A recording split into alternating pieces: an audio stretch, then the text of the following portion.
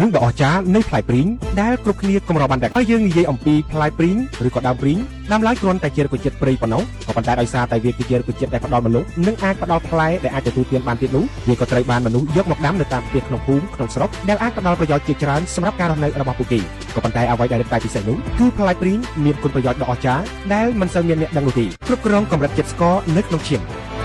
ផ្លែព្រីងមានកម្រិតបរិមាណកាឡូរីទាបបំផុតនិងសម្បូរទៅដោយសារធាតុប្រឆាំងអុកស៊ីតកម្ម polyphenol ដែលផ្ដល់អត្ថប្រយោជន៍ជាច្រើនដល់សុខភាពរបស់យើងក្រុមនៃសមាសធាតុទាំងនេះវាមានសមត្ថភាពរក្សាបាននៅកម្រិតជាតិស្ករក្នុងឈាមក្នុងកម្រិតតុល្យភាពជាពិសេសជាងនេះទៅទៀតនោះសារធាតុ polyphenol វាមានសមត្ថភាពការពារកោសិកាផលិតអាំងស៊ូលីនដែលមាននៅក្នុងនំពែងបានយ៉ាងល្អផងដែរទីធ្វើឲ្យប្រសើរឡើងនៅចរន្តឈាម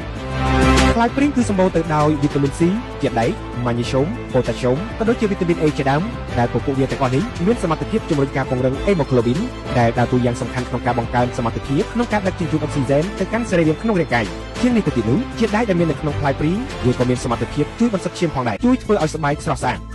ផ្លែព្រីងវាមានសមត្ថភាពអាចជួយបង្រួមរន្ធញើសមានតួនាទីការពារស្បែកពីបញ្ហាផ្សេងៗដូចជាស្នាមអុចខ្មៅការកើតមុននិងស្នាមជ្រុំជាដើមជាពិសេសវាសម្បូរទៅដោយវីតាមីន C ដែលជួយដល់ចរន្តឈាមនិងថែមទាំងជួយឲ្យស្បែករបស់អ្នកភ្លឺថ្លាក្មេងជាងវ័យទៀតផងជួយពង្រឹងសុខភាពបេះដូង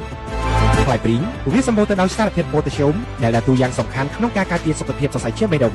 នៅក្នុងផ្លែព្រីងចំនួន100ក្រាមត្រូវបានគេរកឃើញថាវាមានប៉ូតាស្យូមប្រហែល55មីលីក្រាមឯណោះផ្លែឈើមួយប្រភេទនេះវាអាចជួយការពារអ្នកពីជំងឺសម្ពាធឈាមឡើងខ្ពស់ជំងឺបេះដូងនិងជំងឺដាច់សរសៃឈាមខួរក្បាលផងដែរវាក៏អាចជួយកាត់បន្ថយហានិភ័យនៃជំងឺគ្រុនសរសៃឈាមរួមចំណែកដល់ការ